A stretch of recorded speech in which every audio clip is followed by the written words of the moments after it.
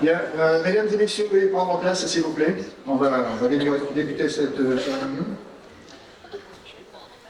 Donc, chers Villardois, avec le conseil municipal et le conseil municipal jeune, je suis heureux aujourd'hui de vous accueillir pour cette cérémonie de vœux par ce beau candombiste.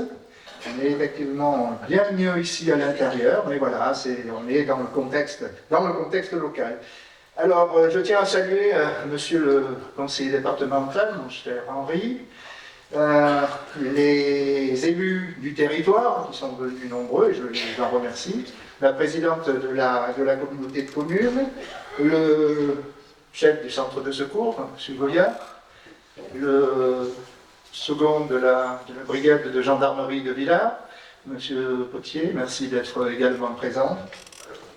Je salue les directeurs d'établissements scolaires, vous, mesdames et messieurs, les présidents d'associations, et surtout la maire du Nord, Romy, ici, et les membres du conseil municipal jeune, parce que vous verrez qu'ils sont très performants, très impliqués dans la vie commune. Et puis vous, toutes, mesdames et messieurs, en vos titres et qualités.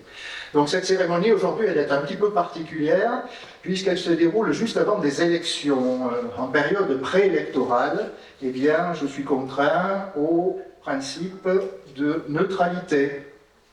Ne comptez pas sur moi pour commenter la campagne municipale en cours, et même sous la torture, je ne parlerai pas. Néanmoins, rien n'interdit de parler des opérations qui ont été lancées avant la date fatidique du 15 mars. Je vais maintenant passer la parole à François Maréchal, premier adjoint, qui va vous raconter quelques petites anecdotes.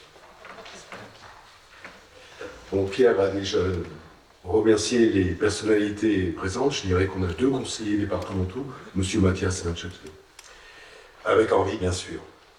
Alors, mesdames, messieurs les élus, les représentants des entreprises, des associations, de la gendarmerie, des pompiers, des différentes institutions, notamment les écoles. Chers Villardois, en premier lieu, je tiens à vous souhaiter une belle année 2026. Et comme il est de tradition en tant que premier adjoint, Monsieur le maire, cher Pierre, eh bien, bonne année 2026 à mon nom et au nom du conseil municipal. Je vais vous dire quelques mots sur ces 12 dernières années. Puis, monsieur le maire interviendra, ainsi que Romy. Alors, j'ai contrôlé ce qu'elle avait dans sa petite bouteille au rose, là. C'est tout à fait légal. Hein. Ainsi que Romy, la maire junior.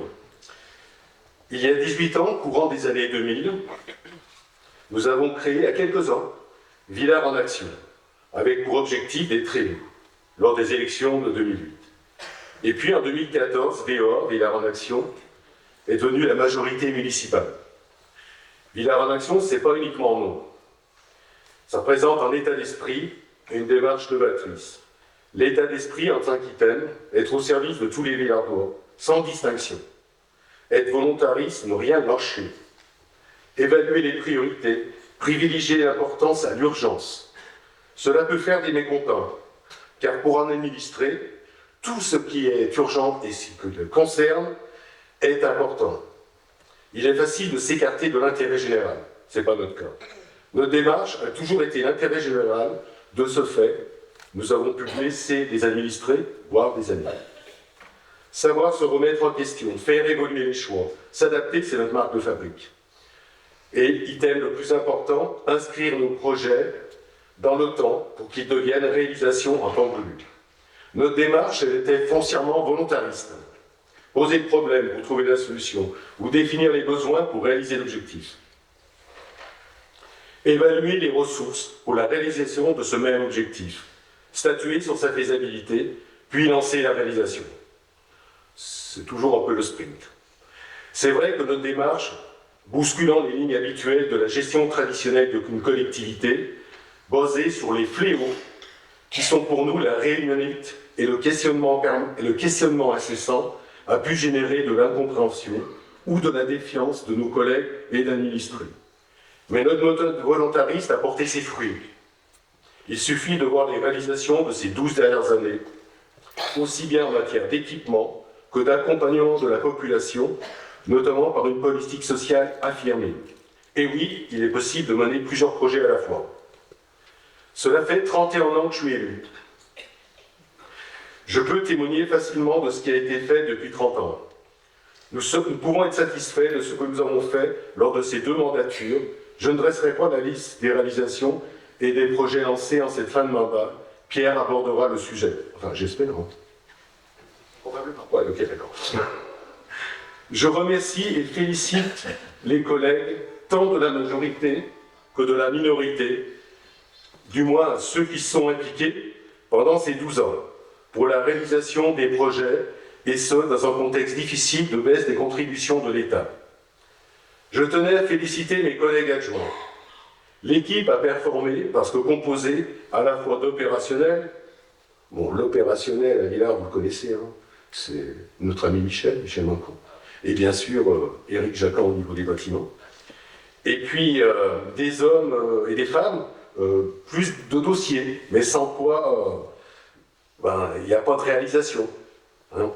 Ils sont moins vus, mais ils travaillent beaucoup. Alors, ça va d'Isabelle, en passant par Mathieu, en passant par François, en passant par les conseillers délégués. En fait, il y a vraiment une équipe qui a boosté.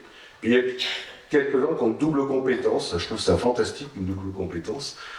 Amandine au niveau du social, et puis qui est à la fois opérationnelle et à la fois qui travaille sur la prospective. J'ai une petite pensée pour l'adjointe au social du premier mandat, Stéphanie Dubois, qui a aussi fait beaucoup de choses.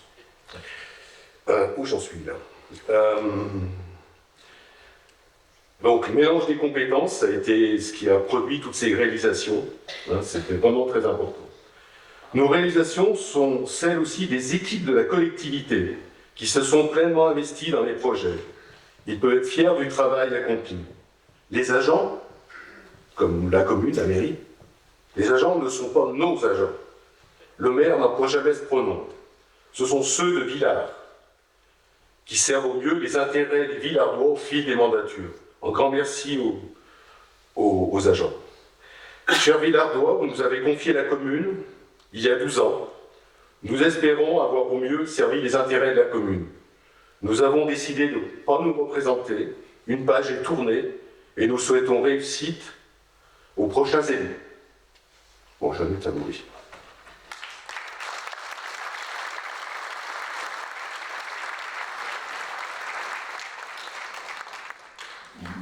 Merci François. Donc j'ai tout à l'heure procédé aux salubrations protocolaires.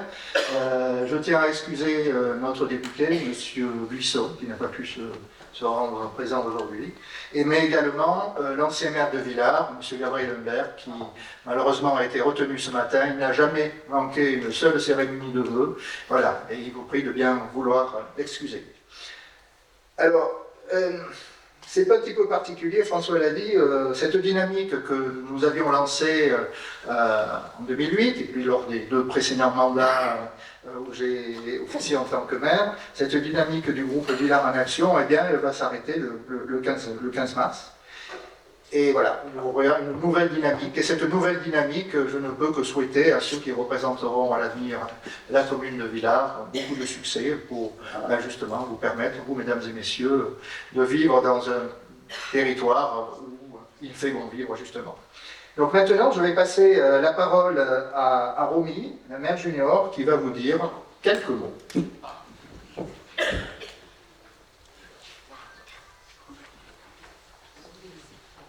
Bonjour à toutes et à tous, je suis Romy Lelorque, élue maire junior et représentante du conseil municipal jeune depuis novembre 2024 et ce jusqu'au mois de juillet 2026. Depuis notre élection, nous avons travaillé et élaboré plusieurs projets comme l'aménagement futur de l'espace Montretier sur le site de l'ancien château d'eau. Nous avons également participé à des missions d'information auprès des adultes sur l'installation des zones intitulées « Espaces publics extérieurs sans tabac ». Ces zones sont matérialisées par des lignes vertes autour de nos établissements scolaires. Le conseil municipal jeune a ainsi distribué des flyers présentant la démarche et visant à dénormaliser le tabagisme, surtout pour les jeunes devant nos écoles maternelles et élémentaires. Notre équipe s'est impliquée à la distribution de cartes de vœux à destination de nos aînés cartes concoctées par les enfants des écoles maternelles et élémentaires. Un autre projet a consisté à sécuriser le passage piéton rue de Dombes au droit du gymnase où passent de nombreux jeunes sur le temps scolaire et le soir pour leurs activités. Le conseil municipal jeune, aidé du service technique de la commune, a ainsi posé et scellé des silhouettes réfléchissantes contribuant à la sécurité des piétons. Le conseil municipal jeune a également participé, comme à notre habitude et à notre devoir de citoyen, à toutes les cérémonies officielles et commémoratives au monument aux morts. En cette année, pour finir notre mandat, en partenariat avec le Centre social Colibri et son espace jeune à l'organisation d'une journée festive qui se déroulera le samedi 13 juin. Elle sera clôturée par une séance de cinéma en plein air. Notre équipe s'est impliquée dans le choix des films et vous sollicite actuellement par des tracts dans vos boîtes aux lettres et dans les lieux publics. Sur vos préférences, n'hésitez pas à nous faire un retour.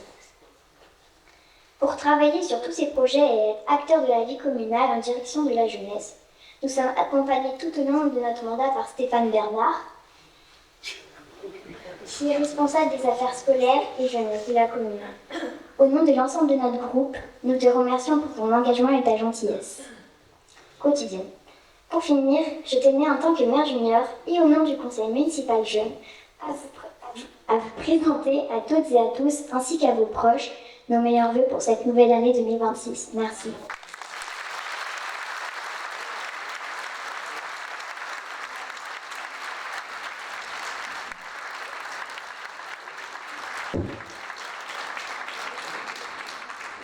Bien, vous voyez, ces jeunes, ils n'ont pas les deux pieds dans le même sabot. Hein. Et si vous voulez, c'est une cuvée extraordinaire. 2025, la cuvée 2025 du conseil municipal jeune, vraiment, il faut la garder bien parce que ça sera une belle cuvée pour l'avenir.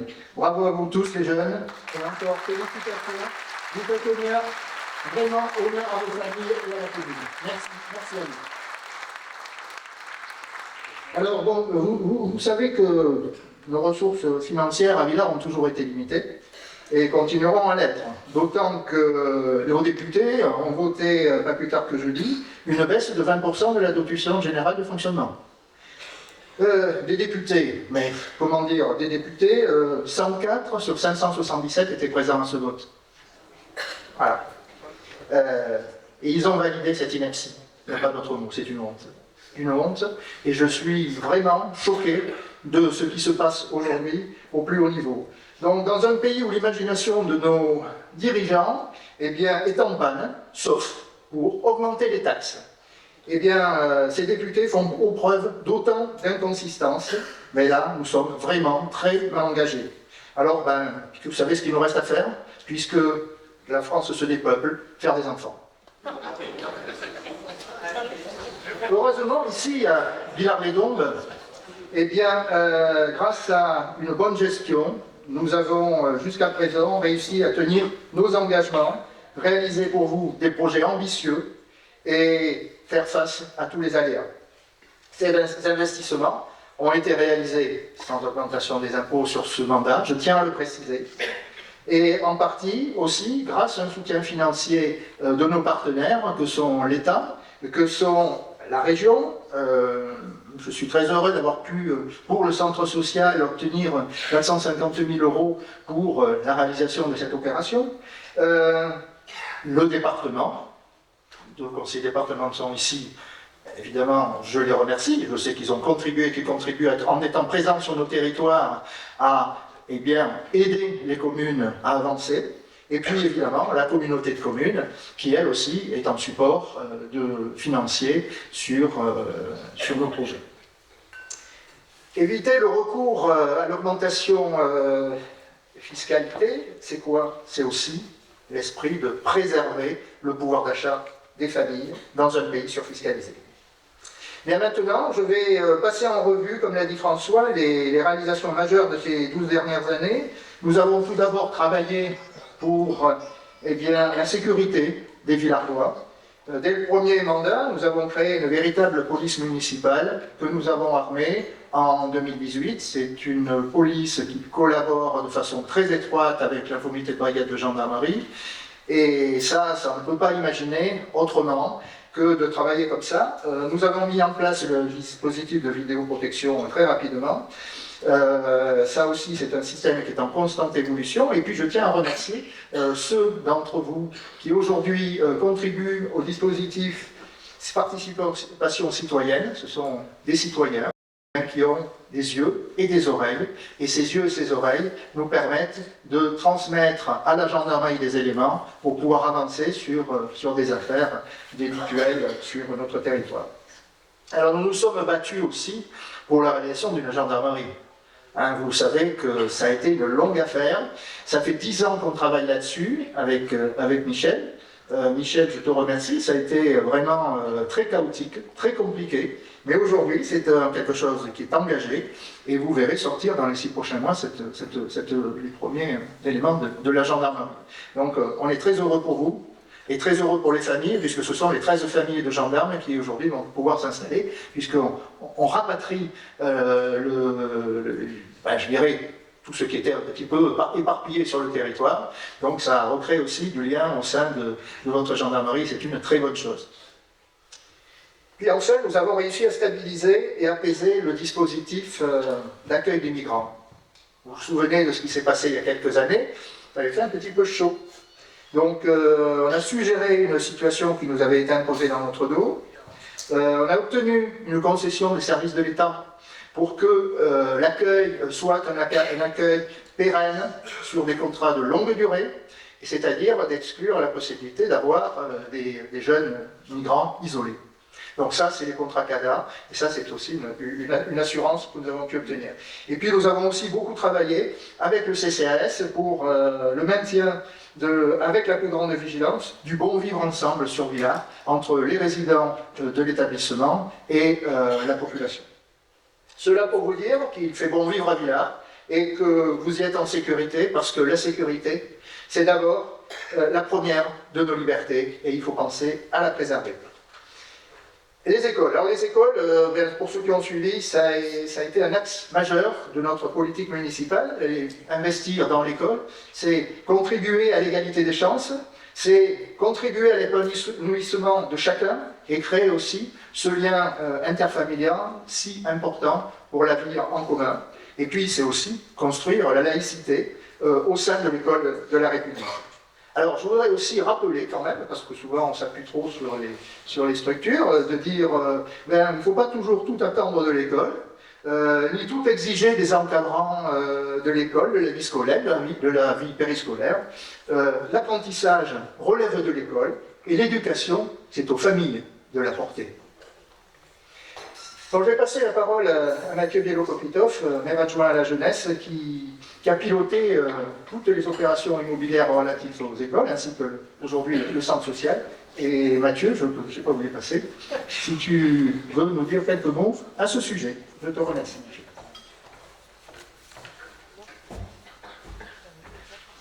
Monsieur le maire, mesdames, messieurs les élus, mesdames, messieurs, chers Villardoises, chers Villardois, avant toute chose, je voudrais remercier Pierre pour la confiance qu'il m'a accordée pendant ces deux mandats exigeants, parfois rudes, souvent passionnants, mais toujours profondément utiles.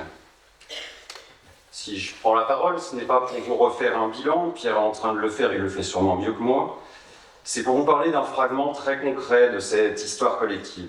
Un fragment fait de matière, alors bien sûr de béton, mais pas que, de poussière, de bois, de réunions interminables, de décisions parfois inconfortables, mais surtout de responsabilités assumées. Bref, un peu de réel. Quand on a la charge de l'éducation, quand on travaille sur des bâtiments publics, on comprend vite une chose. Les jolis discours, les idées bien pensantes, les yaka faucons, ça suffit pas. À un moment, il faut décider, et ensuite il faut agir, et tenir. Pendant ces deux mandats, Villars-les-Dombes a fait un choix clair, Pierre l'a rappelé. Continuer à investir là où ça compte, même quand c'est compliqué, même quand c'est inconfortable, et même quand cela profite aussi aux habitants d'autres collectivités, sans que l'effort financier soit partagé. 3 projets structurants, 2 livrés, un 3e engagé. D'abord l'école maternelle, inaugurée fin 2019, un projet d'extension, de rénovation lourde, un chantier nécessaire et ambitieux. menée en site semi-occupé, avec des enfants, des enseignants, des agents municipaux, des parents, et quelques imprévus, disons légèrement brûlants. Et puis cette petite musique que connaissent bien les élus locaux. Attention, prudence, c'est pas le moment, on peut pas, ce sera compliqué. Oui, c'était compliqué, mais c'était indispensable. Plus de 3 millions d'euros investis pour un équipement entièrement repensé, désamianté, plus sobre énergétiquement, et surtout un lieu qui donne envie d'apprendre. Et bien sûr, envie de venir.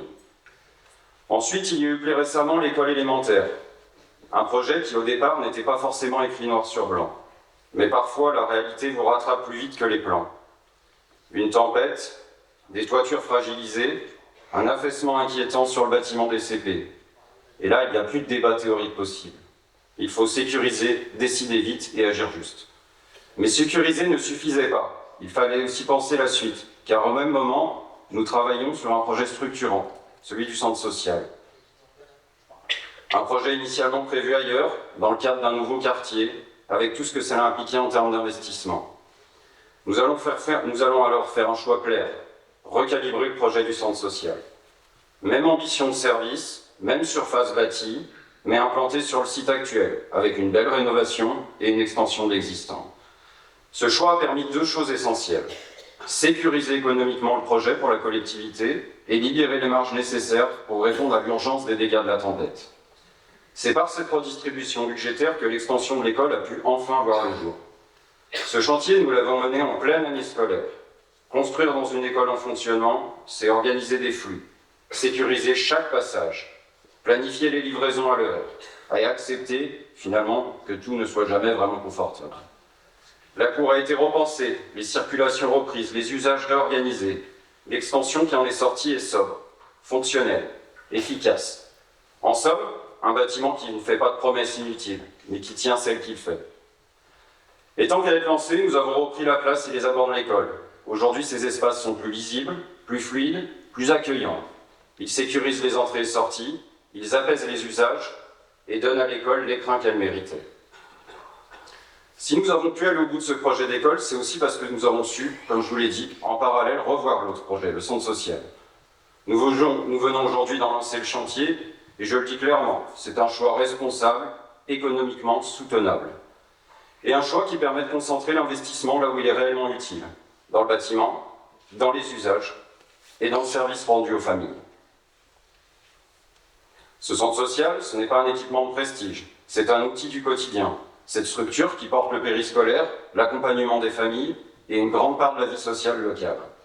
Ce n'est pas simplement un bâtiment de plus, c'est un lieu de lien, un lieu de respiration, un lieu qui dit quelque chose de notre conception du service public. Proche, humain, utile. Ces projets n'ont pas été pensés pour faire consensus. Ils ont été menés pour être faits. Et dans une commune, ce qui fait la différence, ce n'est pas ce que l'on propose, c'est ce qu'on mène réellement jusqu'au bout. Alors au fond, ces projets racontent quelque chose de Villars. Ils racontent une commune qui n'a pas renoncé, une commune qui a continué à investir dans l'école, dans la jeunesse, dans le lien social, une commune qui a fait confiance à ses agents, à ses entreprises, à ses enseignants. Ils racontent aussi autre chose. Un mandat local, ce n'est pas une ligne sur un CV. Ce n'est pas une fonction qu'on l'exerce par intermittence. Ce n'est pas non plus quelque chose que l'on délègue quand on est occupé ailleurs. Un mandat local, ça se vit ici, sur le terrain, dans la durée. Et quand on l'a vécu ainsi, alors on peut dire ce qu'il en reste. Des écoles qui vivent, des enfants qui grandissent, des équipes qui travaillent dans de meilleures conditions, et une commune qui continue d'avancer. Il ne me reste plus qu'à vous souhaiter à toutes et tous une année 2006 sereine, engagée et collective. Que Villars continue avec cette énergie, et n'oublions jamais une chose essentielle. Gouverner et construire, ce n'est pas seulement communiquer et bâtir les murs. C'est préparer l'avenir et avoir le courage de l'assumer. Je vous remercie.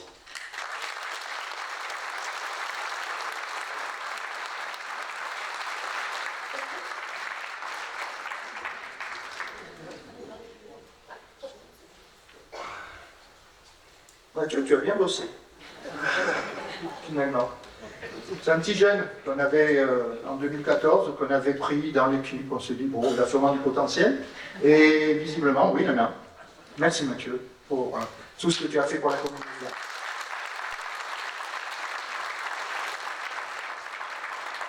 Je vous l'ai dit pour les écoles, eh bien les écoles, dans la continuité des écoles, il faut quoi? Il faut, quand on va à l'école, le midi on a faim. Donc on a, en complément de ça, on a travaillé sur le restaurant scolaire. Donc on a créé une cuisine centrale, un premier réfectoire pour l'école maternelle, ensuite un réfectoire pour l'école élémentaire qui a dû, parce qu'il était du point de vue capacitif pas suffisant, on a dû l'augmenter en 2023, pardon. Et aujourd'hui, bien, il répond aux attentes des familles, parce qu'il faut savoir qu'il y a plus de 85% de nos enfants qui mangent au restaurant scolaire. Et ça, c'est quand même quelque chose de remarquable. Alors pour la troisième année, eh bien, on a apporté aussi une aide aux familles à faible revenu et on a mis en place le dispositif à 1 euro. Alors ce n'est pas le dispositif national à 1 euro, c'est le dispositif local à 1 euro qui s'appuie pour des familles dont l'indice est inférieur, CAF est inférieur à 485. Et donc c'est le Centre communal d'action sociale qui vient compléter le dispositif, les familles payent, et le prix du repas, hein, il est compensé, parce que sinon ça mettrait en difficulté la gestion du restaurant scolaire. Donc le CCAS finance cette opération depuis plus de 3 ans. Alors je rappelle évidemment que ça doit être une association, la municipalité est fortement impliquée, et je remercie l'engagement de sa présidente, qui est aussi la maire adjointe au social, Amandine Martin, qui doit être par là, oui, un peu plus loin, et donc c'est elle qui pilote tout ça, et qui préside une structure qui ne fait qu'avancer et proposer toujours des améliorations pour la qualité des repas. Au début du premier mandat, notre mobilisation avait été totale pour trouver une nouvelle ressource en eau potable. Il s'agissait de sécuriser l'approvisionnement en eau sur la commune de Villars, qui était en souffrance depuis une trentaine d'années. On a pris le taureau par les cornes, on a adhéré au syndicat d'Obson à l'époque, donc ça a permis d'avoir un apport pour le syndicat de plus de 10% d'abonnés, et ça nous a permis également d'avoir une contribution communale nulle, c'est-à-dire pas de frais pour ce raccordement, alors qu'avant il avait été envisagé de se raccorder sur Chalamont, mais le raccordement sur Chalamont c'était au moins 4 millions d'euros, donc ça, nous avons échappé à ça. Et aujourd'hui, ça nous a permis d'avoir un équipement de renouvellement d'ouvrages, des canalisations nouvelles, un château d'eau qui est aujourd'hui à la Pérouse, dont le maire ici présent ne peut que se féliciter. Je le remercie parce qu'il a fortement contribué à l'époque à débloquer ce dossier compliqué. Et aujourd'hui, bien voilà, vous avez de l'eau potable, et aujourd'hui, je peux vous dire que vous n'aurez plus ces problématiques qu'on a rencontrées par le passé, de distribution de bouteilles, parce qu'on l'a vécu plusieurs fois. Mes prédécesseurs l'avaient vécu, nous on l'a vécu. C'est vraiment une véritable galère, et puis pour vous, à tout temps, c'est pas l'idéal. Voilà, donc ça, c'était la première des actions. Et puis derrière, quand il y a de l'eau, il y a de l'assainissement. L'assainissement, c'est la même chose. Nous nous sommes impliqués là-dessus pour mettre en place un dispositif décennal de traitement des eaux par la construction de réseaux en séparatif. Donc finalement, aujourd'hui, c'est 1,6 million d'euros qui ont été injectés sur ce mandat 2020-2026, et en faisant suite à 700 000 euros qui ont été injectés sur le mandat précédent. Ça, c'est pourquoi vous dire autant d'énergie pour un sujet qui n'est pas très vendeur. Si, c'est vendeur, c'est essentiel, parce qu'une station d'épuration, c'est un nombre de millions d'euros significatif, on dépasse les 6 à 8 millions d'euros. Donc ça serait quand même quelque chose, ça serait une épine du pied pour la commune. Alors, ce qui reste à faire là-dessus, eh bien, c'est de finaliser les sanctions auprès des abonnés, des Villardois, parce qu'elles existent, et qui ne sont pas toujours raccordés là où il y a eu les séparatifs. Donc on va passer à la phase, voilà, je laisse à la prochaine municipalité le soin de finir de mettre en place ce dispositif. Alors si notre commune s'est développée harmonieusement sur ces années, c'est aussi grâce à un urbanisme maîtrisé. Nous avons réalisé 2 révisions du PLU en 2016 et en 2021, 4 modifications, dont la dernière a été guidée par la nécessité du nouveau centre d'incendie et de secours. Et ça, effectivement, le Lieutenant Goyard, c'est en cours, vous le savez, et on en est très heureux aussi, ça va prendre du temps. La maîtrise d'œuvre, aujourd'hui, le concours de maîtrise d'œuvre est lancé. Donc voilà, c'est des choses qui vont se faire en lieu et place du château d'eau des Autières, le grand château d'eau blanc. Je ne vous donne pas d'échéance parce que là, nous ne sommes pas maîtres d'ouvrage, c'est le département et le SDIS, donc mais voilà, c'est parti. Et puis, du point de vue urbanisme, on a réalisé quelque chose d'assez intéressant, c'est une étude de cadrage. Alors, l'étude de cadrage, ça a été fait en 2024, c'est une démarche qui permet de se projeter sur l'avenir, le devenir en termes d'évolution urbaine d'une commune. Donc c'est se projeter sur 20-30 ans. Et surtout de permettre aux élus d'éviter de s'engager sur des scénarios qui pourraient bloquer son évolution future. Donc c'est vraiment un outil opérationnel extrêmement performant. Je tiens à remercier le cabinet B2R qui nous a accompagnés, qui est un cabinet de médecine. Et c'est vraiment un outil que les prochains élus devront s'approprier pour ce qui est de l'évolution de notre commune. Alors, maintenant, nous sommes aussi interrogés sur la perception que vous tous avez de notre collectivité. Et c'est pour ça que l'on a pris la décision de regrouper l'ensemble des services à la population au rez-de-chaussée de la mairie. Donc j'entends par l'accueil des citoyens, les affaires scolaires, le CCAS, la police municipale, et puis l'agence postale communale, puisque aujourd'hui c'est plus un bureau de poste, puisque la poste n'a pas souhaité renouveler son engagement sur la commune, mais c'est un agent communal qui fait office de postier et qui permet de délivrer les instances, les colis, etc. Cela pour offrir d'une part l'accessibilité à tous, parce que les problématiques d'accessibilité, on les avait vraiment prises à bras le corps, et puis pour avoir un service public de qualité. Alors notre sujet aussi, ça a été la propreté de la commune. Et la propreté de la commune, on a travaillé beaucoup là-dessus pour l'améliorer. Alors ça n'a pas été facilité par l'obligation de l'arrêt de l'utilisation des produits phytosanitaires. On a tous subi, les élus savent de quoi il s'agit, mais de toute façon, la préservation de l'environnement, je crois que c'est prioritaire. Donc il faut faire autrement. Et on a fait autrement. Les agents de la commune sont très sensibilisés sur cette problématique et ils le font avec beaucoup de sérieux. Et là, je tiens à les remercier pour leur engagement.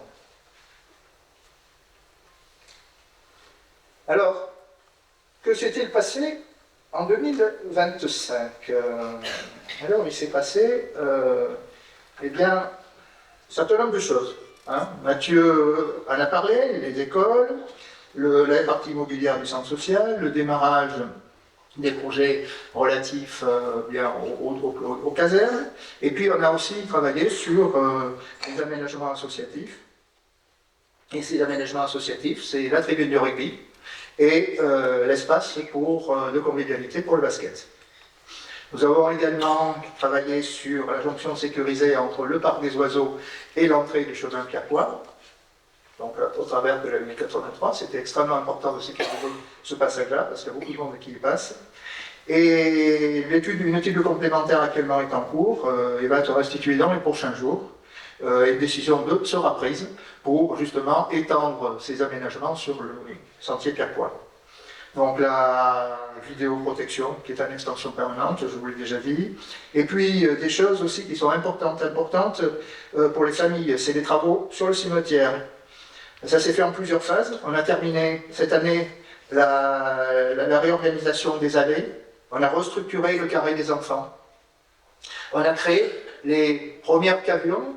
Je me souviens des discussions que j'avais eues il y a quelque temps avec Lucien Berger, l'ancien maire de Villars, qui m'avait insisté sur l'importance de mettre en place des camions dans le cimetière. Nous l'avons fait. Eh bien, je crois que c'est aussi important de faire évoluer ces sites-là. Et puis des plantations qui donnent aussi un caractère apaisé à ce site de recueillement qui est si important pour les familles.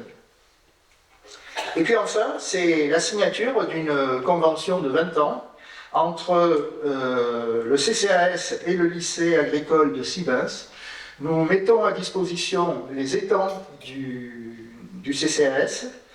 Ces étangs vont devenir en fait une vitrine pédagogique pour le lycée qui les exploitera, les valorisera et servira ces étangs de site de travaux pratiques pour les formations des lycéens et des étudiants du bac pro et du BTS aquaculture. Alors, vous voyez, une collaboration comme ça, c'est aussi important parce que finalement, il n'y a pas que de la construction, il y a aussi des réalisations et la contribution qu'on peut faire et les liens qu'on peut créer avec d'autres structures. Donc voilà, ce qui va sortir aussi cette année, ça sera une infrastructure de recharge pour véhicules électriques, juste derrière l'Orino. Bon, elle va apparaître a priori fin du printemps. Vous voyez, beaucoup de choses ont été réalisées à Villars. Et puis, il y a quelque chose que j'avais noté, je me souviens d'un très bon coup politique qu'on avait fait en 2017, avec la piscine intercommunale de Gisèle Baconnier. Il a fallu se battre, à l'époque, une opposition féroce d'élus qui étaient opposés à l'installation de cette piscine, les élus de tous bords politiques, hein. Et puis finalement, on a réussi à avoir cette piscine. Et je tiens à préciser que le fort soutien de l'ancien président de la communauté de communes, Michel Girard, qui aujourd'hui malheureusement a disparu, avait été essentiel pour pouvoir aller au bout de ce projet. Sans quoi, il n'y aurait plus de piscine. Pas de piscine aussi. C'était encore une chance en moins pour nos élèves qui aujourd'hui en bénéficient au quotidien. Et ça, c'est extrêmement important pour nous. Alors, bien vivre ensemble dans sa commune, c'est aussi disposer à proximité de professionnels de santé. Alors, plusieurs années ont été nécessaires pour faire émerger la maison de santé de la Dombe. Vous allez dire, ce n'est pas la commune qui a payé, ce n'est pas vous le maître d'ouvrage, peut-être. Mais nous avons, à un moment donné, racheté le foncier à Orange, recédé le foncier à vil prix au groupement médical, et je dis que être facilitateur, c'est aussi contribuer à la réalisation des projets. Aujourd'hui, avec 2 maisons médicales et plus de 40 professionnels de santé et paramédicaux, nous pouvons être très fiers de ce travail que nous avons mené, parce que finalement, nous sommes des privilégiés sur le département de l'Ain, qui est un département très sinistré, où la démographie médicale est en grande difficulté. Alors effectivement, il faut que tout le monde se prenne le sujet à bras-le-corps, mais on a réussi à avancer là-dessus, et je peux vous dire que ça n'a pas été facile. Alors maintenant, je vais vous parler, François l'a tout à l'heure signalé, et c'était extrêmement important, de l'action sociale. Car jamais, il n'y a eu autant d'action sociale que depuis notre arrivée en 2014 à la tête de la commune de Villars. Alors je rappelle que le CCAS, c'est le bras armé de la municipalité pour porter la politique sociale de la commune. Nous avons tout d'abord professionnalisé la méthode d'accompagnement des dossiers sociaux individuels. Aujourd'hui, nous procédons à l'enregistrement des demandes pour les logements sociaux sur le dispositif national d'enregistrement, et c'est le CCAS qui le fait. Nous avons mis en place aussi un dispositif de mutuelle santé complémentaire accessible à tous. Donc c'est 3 mutuelles aujourd'hui qui ont été sélectionnées sur appel d'offres, Solimut, AXA et ASIO. Il y aura d'autres appels d'offres, puisque ces contrats seront probablement amenés à être renouvelés. Mais voilà, ça c'est extrêmement important. Et aujourd'hui, vient se complémenter également la mutuelle régionale de santé, que je vous invite à consulter sur ma région, ma mutuelle, qui offre aussi d'autres possibilités. Alors, chacun a son profil santé, eh bien, il comparera. Mais je pense qu'avec ces choses-là, ces outils-là, eh bien, vous avez quand même accès à des dispositifs qui sont quand même plutôt favorables. Ensuite, on a procédé à un moment donné à l'aide aux familles pour les enfants qui pratiquent ou qui vont au centre de loisirs. Cette aide, elle a été doublée en 2019. Et également, le CCF a aussi piloté la réalisation d'un parcours de santé entre le stade et la médiathèque. Alors, pour bien comprendre notre politique, il faut revenir quelques années en arrière, lorsque nous avons commencé en 2015 à mettre en place une analyse des besoins sociaux. On a fait une enquête. Cette enquête, on a eu un retour phénoménal, de propositions, et donc on s'est appuyé sur ça pour développer notre politique sociale sur la commune de Villars. Alors, je vais citer ce qui nous avait été écrit par certains d'entre vous, pour comprendre quel a été l'impact de ces choses-là. Alors, c'était création d'un lieu où les administrations, entre parenthèses, CAF, mission locale, centre départemental de solidarité, virgule, les associations pourraient rencontrer les demandeurs les moins mobiles et où les Villardois pourraient avoir accès à Internet et à une imprimante. Ouais. Eh bien, qu'est-ce que c'est ça? Eh bien, aujourd'hui, c'est le dispositif France Service. Le dispositif France Service, qui est piloté par la communauté de communes. Lorsqu'on a fait ça au début, le CCAS a fait du France Service, à petite échelle, mais l'a fait. C'est-à-dire qu'on accueille les habitants, on les soutient, on les accompagne sur des thématiques administratives et autres sur lesquelles ils sont en difficulté. Ce lieu pourrait aussi rassembler les familles autour de projets socio-culturels. C'est quoi ça? Ben aujourd'hui, c'est le centre social qui fait partie de notre politique importante de l'action sociale et collective sur la commune. Il manque des places d'hébergement d'urgence. Seul un local pour les sans domicile fixe qui existe et qui est géré par le Secours catholique. Eh bien aujourd'hui, grâce à une convention entre la communauté de communes, temps plein, la commune, nous avons mis à disposition un logement qui se situe vers la médiathèque et qui répond à ce besoin, typiquement pour des personnes en difficulté, pour des femmes battues, pour des situations sur lesquelles il faut qu'on soit en capacité de réagir vite. Il manque sur notre territoire beaucoup d'équipements de ce style, parce que c'est coûteux, mais c'est tellement important de pouvoir accueillir des personnes qui sont en difficulté à un moment donné. Et puis enfin, eh bien, développer l'offre de logements, petits logements sociaux et de villas sociales partagées pour des personnes d'un certain âge. Bon, c'est quoi ça? Aujourd'hui, c'est notre projet novateur que nous avons porté avec le CCAS d'habitat inclusif et participatif sur le site de Bel Air. Alors c'est quoi ça, l'habitat inclusif et participatif? Eh bien, c'est destiné d'abord à faire une offre choc pour des personnes qui ont un certain âge. Parce qu'aujourd'hui, plus de 25% de la population villardoise a plus de 60 ans. Donc c'est du logement dans un environnement protégé, avec une typologie de logement adapté. On a mis à profit le fait qu'on était propriétaire d'un tellement de 3600 m² à Bel Air pour lancer ce projet. Donc en fait, le CCAS, là-dessus, agit comme un bailleur social, sans l'être pour autant. Il propose du locatif pour des personnes donc, de plus de 65 ans ou qui ont un handicap mental mais qui sont autonomes. Il investit des liquidités sur une foncière, il apporte le foncier à cette foncière, donc c'est un mécanisme financier pur et dur qui nous a permis, en travaillant avec des spécialistes de l'économie sociale et solidaire, de monter un projet dans lequel, finalement, le CCAS se concentre sur son métier, c'est-à-dire le social, et pas se concentrer sur de la construction, sur des choses comme ça. Parce que ce n'est pas notre métier, ce n'est pas le métier du CCAS. Et c'est grâce à ça que justement, on a pu faire avancer ce projet. Donc cet investissement, la participation financière dans la foncière, c'est aussi des intérêts que nous percevons tous les ans, et ces intérêts nous permettent de le réinjecter dans l'accompagnement individuel aux personnes aujourd'hui en difficulté sur la commune. Et ça, c'est complété par 10 logements aujourd'hui qui sont en accession coopérative. Donc c'est un dispositif d'accession un petit peu particulier qui permet cette fois-ci d'avoir des familles qui sont installées de tous âges. Donc on est dans l'objectif de l'intergénérationnel et du social également.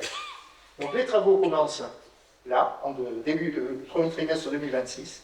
C'est un dispositif constructif en manteau bois préfabriqué, donc c'est une réalisation qui va être rapide, beaucoup plus rapide que si on devait construire en moellon habituellement. En plus, c'est une qualité environnementale remarquable, et c'est du bois local, et c'est du bois qui vient de pas très loin, du Beaujolais vert. Voilà, donc voilà le projet derrière, à quoi il va ressembler. Donc la première partie en haut. La première partie en haut, voilà. Et maintenant, on va faire une petite vidéo pour parcourir les logements P2 qui seront offerts aux locataires du CCAS. Ça, c'est un exemple de logement P2.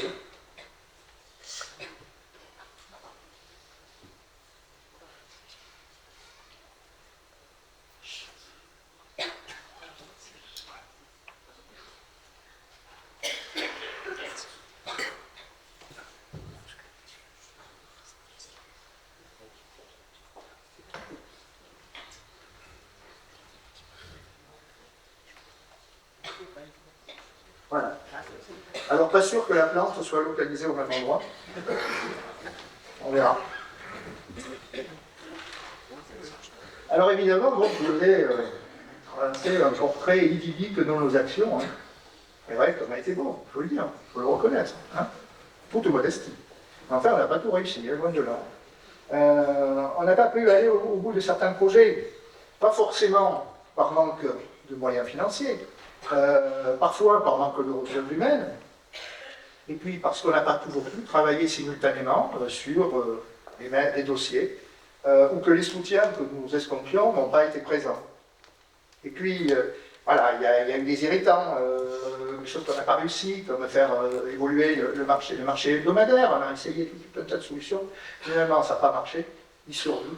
Et c'est vrai que c'est frustrant et pas satisfaisant. Et puis, un mécontentement, aujourd'hui, je voudrais vous faire part, c'est le manque d'implication des commerçants. Alors, on nous a reproché lourdement de ne rien faire pour nos commerçants, ne pas s'y intéresser. Alors, bon, on a écouté les doléances, hein, on a cherché des pistes, on a travaillé avec la Chambre du commerce et de l'industrie, on a essayé de partager un diagnostic. Et puis, première déconvenue, l'été dernier, on avait organisé une grande messe avec des experts, des élus, invité tous les commerçants de là, ils étaient deux. Bon, ça fait râler. Cette semaine, eh bien, on devait restituer une nouvelle opération restitution de l'enquête sur la consommation des ménages à Villars-les-Dombes, donc quelque chose qui les intéresse au premier chef. Ah, même chose. 2 se sont inscrits. J'ai dit c'est bon, j'annule. Voilà, j'en déduis qu'ils n'ont pas besoin d'aide. Alors être élu, c'est un engagement de tous les instants. Vous le savez, mesdames et messieurs qui êtes élus, et puis je vous le dis à toutes et à tous. Mais c'est pas non plus perdre son temps avec ceux qui font preuve de manque de motivation. Ah, je tiens à le préciser, je ne suis peut-être pas très gentil avec certains, mais je crois qu'il faut dire les choses. Alors être maire, ou être maire adjoint, puisqu'aujourd'hui j'arrive au terme de mon mandat, je voudrais vous dire quelque chose tel que je les ai ressentis, moi. C'est pas seulement exercer une fonction au quotidien, ça a l'air d'avoir le pins là qui va bien, maire avec le petit bleu blanc rouge, mais c'est aussi incarner sa commune pour laquelle eh bien, vous avez été élu maire.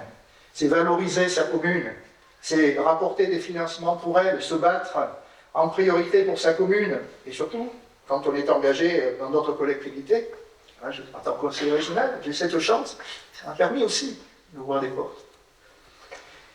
Et se battre aussi contre la dictature de l'hyper-administration que tout le monde subit. Aujourd'hui, il n'y a pas un élu ici qui me dira que l'administration est trop lourde, et pas assez lourde, bien au contraire. Et ça, je crois que c'est quelque chose qui est marquant. Alors, quand vous entendez les médias, on dit oui, le gouvernement va faire quelque chose pour vous, on va vous donner 500 balles. Excusez-moi de le dire comme ça de façon vulgaire, mais c'est bien ça. L'aumône qui est donnée aux élus en disant avec 500 €, vous allez la fermer, et puis vous allez continuer à faire votre travail. Mais non, c'est pas comme ça qu'on fonctionne, du tout. On cherche des solutions. Un moyen manque. On s'engage pour les autres, sans rien attendre en retour. On travaille pour l'intérêt général. Et pas seulement pour l'indemnité d'élu. Et ceux qui sont dans cette démarche, ben c'est bien regrettable. On a toujours envie de vouloir en donner à sa commune un visage, un beau visage. Imaginez le visage de sa commune dans 10 ans, dans 20 ans. Et tout ça, eh bien, on voudrait que notre commune reste jeune et dynamique et belle. Ben, un petit peu contrairement à nous, voyez-vous. Et puis savoir aussi dire non. Quand vous êtes élu, il faut savoir dire non. Vous n'êtes pas toujours dans le oui à tout le monde, dire oui, il n'y a pas de problème. Il faut savoir dire non. Et puis, comment exercer un dialogue avec vous tous. Et je crois que c'est aussi la clé du succès. Assumer ses choix en toute clarté. François, tu l'as bien dit tout à l'heure, on fait des choix, on les assume. Parce que parfois, les choix peuvent ne pas plaire à tout le monde, mais on le fait. Et puis aussi, accepter la frustration. La frustration quand les projets tardent ou les projets abordent. Et oui, ça prend du temps. Ça prend beaucoup de temps. Il faut accepter, quand on est élu, quand on est adjoint, d'être disponible tout le temps. L'après-midi, le soir, le week-end, jusqu'à 2 h du matin parfois, lorsqu'on reçoit des messages des services de secours, de la gendarmerie, qui ne sont pas toujours très plaisant. Et nous l'avons fait pendant 12 ans, donc je pense que voilà, nos successeurs pourront faire autant. Et je leur souhaite de comprendre rapidement ce que c'est que l'investissement d'un élu.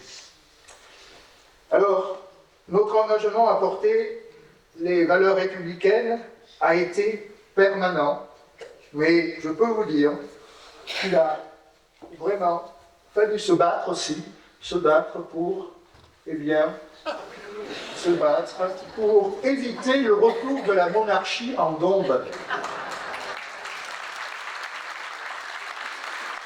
Alors, mon cher Michel, la République a vaincu. Mais rassure-toi, nous ne couperons pas des têtes. Nous t'aimons trop et nous comptons encore toujours sur toi. Et vous voyez, voilà ce qu'il faut faire aussi. Hein, alors maintenant, nous avons souhaité mettre à l'honneur eh bien, des jeunes parce que ben, la jeunesse, c'est aussi le vivier et l'avenir de notre pays. Donc aujourd'hui, eh bien, on va mettre en avant 3 jeunes qui sont super méritants de notre commune. Alors on va commencer par Juline Cloupé, que j'appelle à venir ici.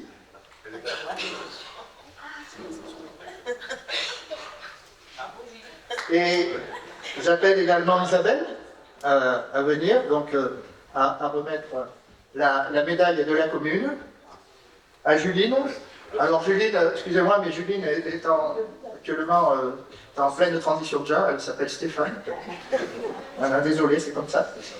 Donc Juline est championne de France de horseball, en club 3 par catégorie. Le horseball, en fait, c'est comme du basket. Alors c'est un sport très physique, dans lequel on fait 100 rebonds au sol avec la balle, où il faut viser les paniers. Alors bon, je décris, je ne suis pas un spécialiste de horseball. Hein. Mais, et puis alors, le cheval, il ne se prend pas au cercle. Il faut le savoir. Voilà. Donc, bravo à Juline, et puis bon, à son papa, hein, conseiller municipal. Désolé, tu lui remettras, mais Juline est en cause de ses études, elle a pu venir aujourd'hui à la cérémonie de vœux. Il s'appelle Justinus.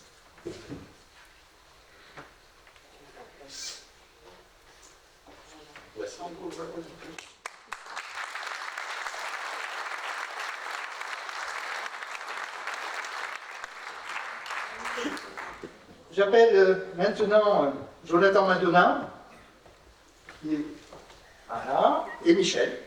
Michel, monsieur sport de la commune. Le roi de la Dombe.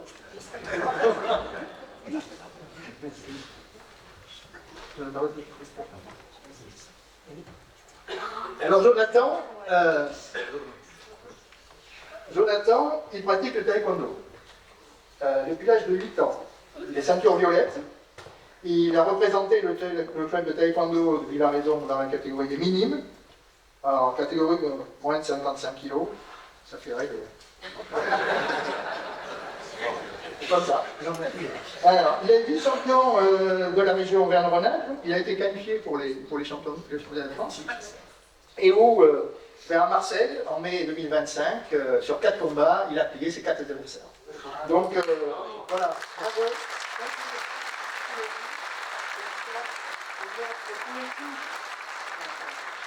C'est aussi une première pour le club de taekwondo. Je salue son prof et président, Stan, qui est là. Vous allez également l'applaudir. Et donc, Michel, je t'invite à remettre la médaille de la commune. Félicitations. Merci. Et bonne continuation. Je voulais en profiter pour remercier quand même, parce que si tu en es là, je sais que tu es motivé pour ce que tu fais. Donc je voulais surtout te remercier pour ce que tu as fait, parce que si tu en es à ce stade-là, c'est que tu es motivé.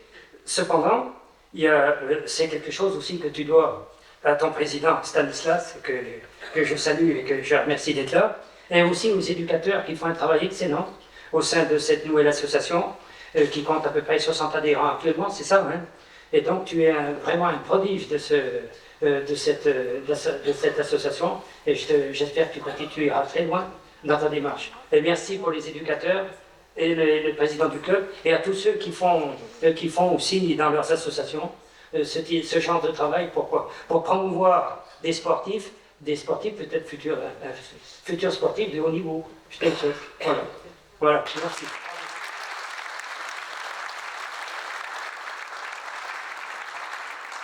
Et enfin, j'appelle Manon Camus.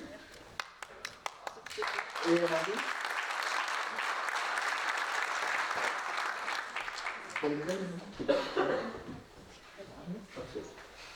Alors,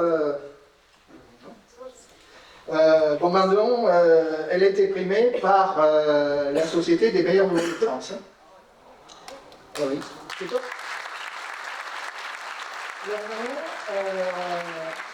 C'est dû déterminer deux titres, un titre départemental et un titre régional de meilleur apprenti de France. Donc au niveau départemental, elle était médaille d'or dans sa spécialité des métiers de la mode.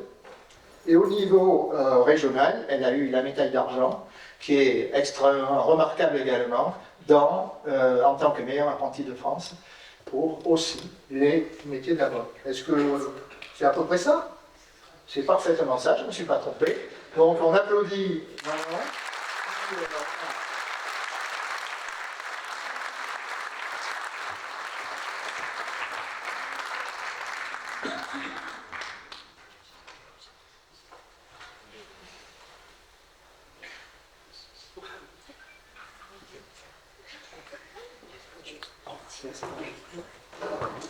Voilà. Bravo, bravo au secteur du plan d'avenir. Ah ben écoutez, c'est presque fini. Voilà, j'ai été moins long que d'habitude, mais quand même pas mal. Bon, désolé. Faudrait mieux la prochaine fois. Pardon. Pas la prochaine fois. Donc je voudrais passer maintenant au remerciement parce que voilà, quand on a passé 12 ans, eh bien, on a des gens qui ont compté pour nous, qui ont compté pour moi. Et je voudrais tout d'abord remercier l'ensemble des élus municipaux. Alors, les collègues adjoints, les conseillers délégués, qui me supportent, eux, ceux-là, cette partie-là, tous les lundis soirs. Merci à vous pour votre patience. Les élus du groupe majoritaire Villain en Action, les élus du groupe minoritaire aussi, et je les remercie parce que, si vous voulez, au-delà de nos divergences, on a réussi à travailler ensemble, de façon constructive. Ben ça c'est bien, hein, parce que ça montre bien le dévouement de chacun pour notre commune de Villars-les-Domrons. Alors, un grand merci à vous tous, mesdames et messieurs les membres du conseil municipal. Et puis, voilà, le prochain conseil sera peut-être pas aussi bon, il ne faut pas le dire, mais je compte sur eux pour porter effectivement notre belle commune vers un avenir radieux. Alors je voudrais aussi remercier les agents, parce que quand on a une vie publique, une vie politique, là, on n'est pas des experts. C'est le seul métier, quand on fait de la politique, où il n'y a pas forcément besoin de diplôme. Hein? Donc les agents communaux, c'est eux qui, par leur professionnalisme et leur motivation, et je pense d'abord aux services administratifs, aux services techniques, aux animatrices de la médiathèque, à la police municipale, aux ADSEM, qui accompagnent nos enfants de l'école maternelle. Eh bien, tous ces gens-là, c'est grâce à eux qu'on est aujourd'hui, eh bien, on se satisfait de notre ville et de l'environnement parce qu'ils travaillent au quotidien pour eux. Et c'est difficile, très difficile. Au cours de ce deuxième mandat, l'accompagnement de l'équipe de direction a été forte et nous a grandement aidés. Et je voudrais remercier en premier la directrice générale des services, Carole, qui est au fond de la salle en coin, maintenant, elle se cache, qui souffre tous les poids de la complexification administrative, mais c'est terrible ça, ce qui lui arrive à Carole. Mais ça arrive à tout le monde. L'anecdote, c'est bien l'évolution de notre vidéoprotection. Quand on a commencé ça, il y avait un formulaire qu'il fallait remplir, c'était une page recto verso. Aujourd'hui, c'est 14 pages. Ah, ça vous donne une idée de ce que c'est. Et après, on vous parle, en haut, là, de la simplification administrative. Eh bien, c'est peut-être pas sur ce sujet-là. Merci, Carole. Merci d'avoir été à nos côtés et votre engagement sans faille. J'ai beaucoup apprécié et merci, merci, merci. Il n'y a pas d'autre mot.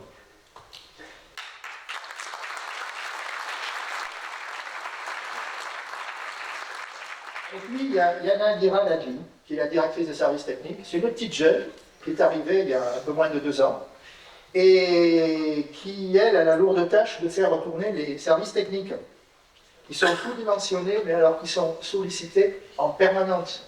Mesdames et messieurs, les présidents d'associations, vous savez ce que c'est que les services techniques.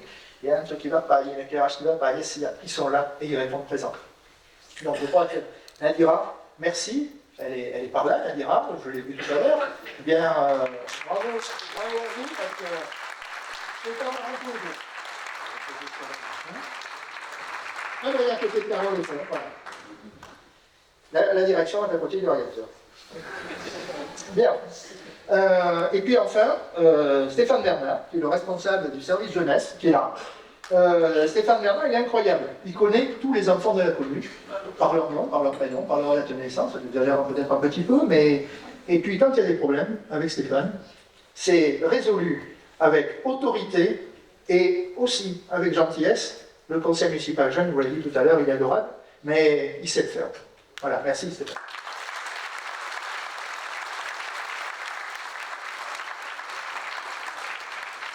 À l'équipe de restauration scolaire.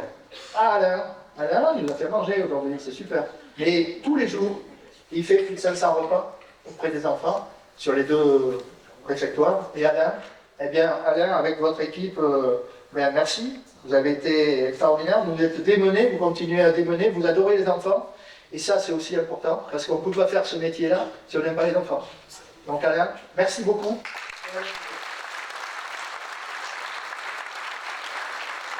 Enfin, il y a les enseignants, les directions des écoles, qui sont certains, je l'ai vu aujourd'hui.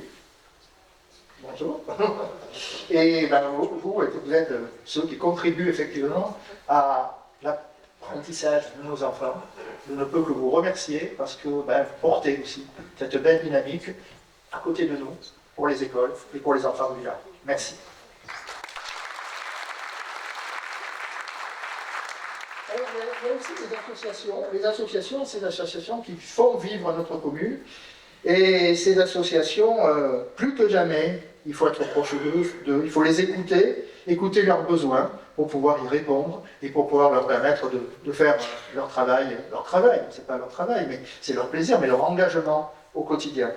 Parce que, qu'est-ce qu'ils poursuivent comme objectif? C'est juste un intérêt général, et c'est tout finalement. Ça résume l'importance du monde associatif dans nos communes, c'est essentiel. Et puis, dans une société civilisée et structurée, ils ont vraiment toute leur place. Alors, je suis heureux aussi d'avoir pu récupérer cette semaine un barnum aux couleurs de la région qui pourra être mis à vous tous à disposition lorsque vous avez un événement. Donc, vous nous le demandez, on vous le donne, vous le ramenez. Et voilà, tout simplement. C'est des petits équipements, c'est des petites choses, mais on est heureux quand même de pouvoir vous aider. On le fait au quotidien. Et les services aussi, techniques de la mairie locale. Et voilà, longue vie aux associations villardoises qui sont très nombreuses et très dynamiques.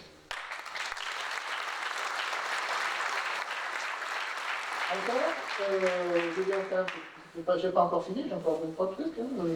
À ceux qui s'occupent au quotidien de notre santé, je le dis tout à l'heure, on a beaucoup travaillé pour la santé du Villardois. Eh bien, les professionnels de santé, ceux qui aussi assurent notre sécurité, les pompiers, les gendarmes, à vous, je vous remercie parce que là, vous êtes tout le temps présents, on vous voit tout le temps. Sur la route aussi, parfois, quand le maire va un peu trop vite. Alors, je crains après, parce qu'effectivement, on me connaît. Mais après, quand je fais du maire, il est quoi? Merci en tout cas à vous, messieurs.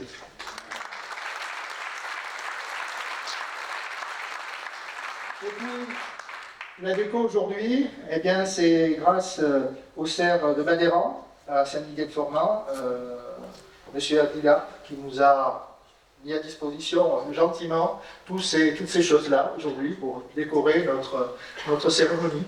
Donc je les remercie, c'est très sympa.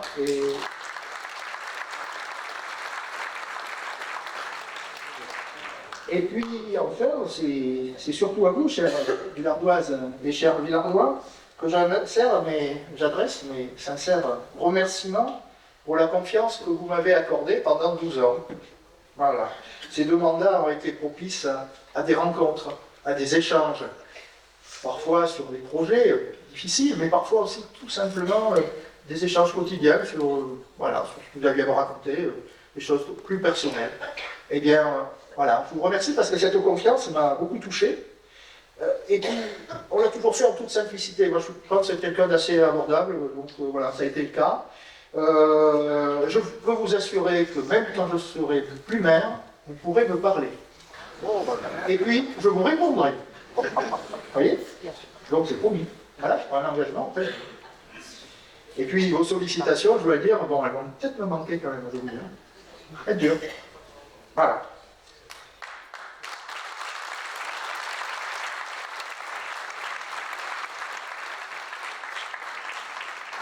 Et puis, enfin, je dois remercier Catherine, ma compagne, à qui j'avais promis, déjà une dizaine d'années, non, c'est bon, j'arrête.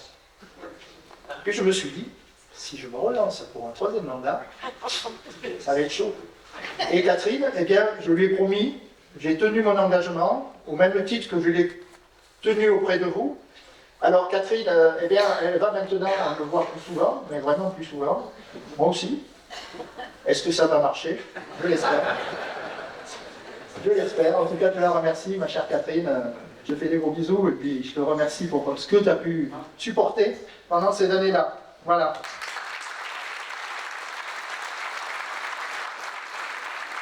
Alors, c'est vrai qu'on s'est efforcé d'exercer nos fonctions avec responsabilité limitée. Je pense qu'on est à peu près arrivé en étant garant de l'intérêt général. Alors, cela a été notre seule boussole. Notre seule boussole, c'était de bien vivre ensemble, en toute sécurité, dans un cadre agréable, et qui reste à faire évoluer, évidemment. Et je compte sur les prochains pour le faire. Donc, je vous souhaite à toutes et à tous un avenir radieux, une santé de fer, et une bonne année 2026.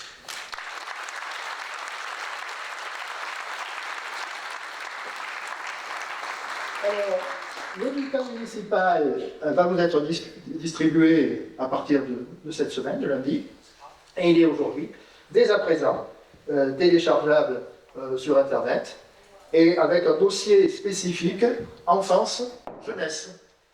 Voilà, qui est ici, qui vous est présenté. Donc je vous invite, en sortant de là, d'aller juste vite le consulter, il y a plein de choses intéressantes. Voilà. C'est terminé, mesdames et messieurs. Nous allons maintenant le verre de l'amitié et je vous dirai, vive Villars, vive la République, vive la France.